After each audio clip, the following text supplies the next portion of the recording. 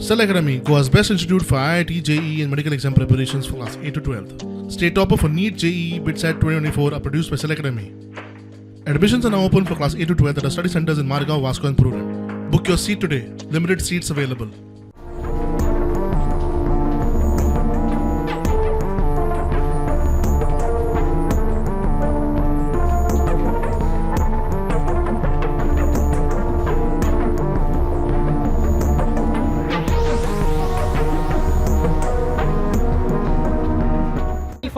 Companies हैं जिसके ऊपर इन्वेस्टिगेशन चल रही है, जिसमें अभी आशंका जताई जा रही है कि उसमें शेल कंपनीज हो सकती हैं।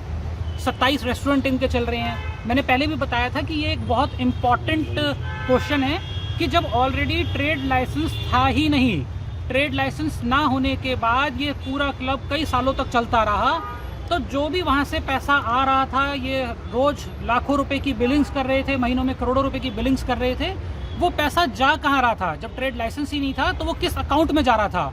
अभी इसमें नई डेवलपमेंट हुई है। पता चला है जब पुलिस इंक्वायरी कर रही थी तो दौरान की जो इन्होंने शुरू में ट्रेड लाइसेंस लेने के लिए भी एक हेल्थ लाइसेंस देना होता है, वो हेल्थ लाइसेंस भी फोर्स्ड है।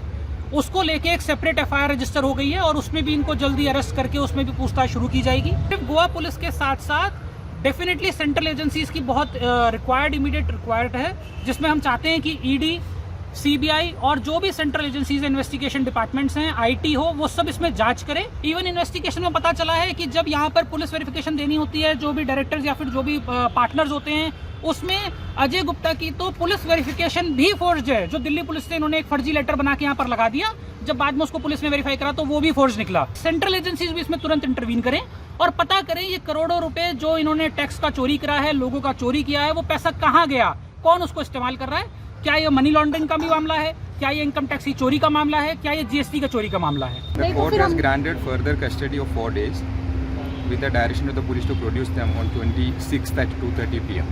So the police custody is extended.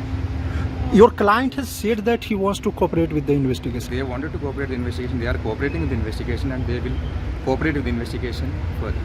But why this extension of police remand? An allegation of forgery of some documents, which I am not aware. I will have to consult my client. They say that because of that they want a further custody. And in the meantime, Apsa police also said they want to have a transit remand of the accused.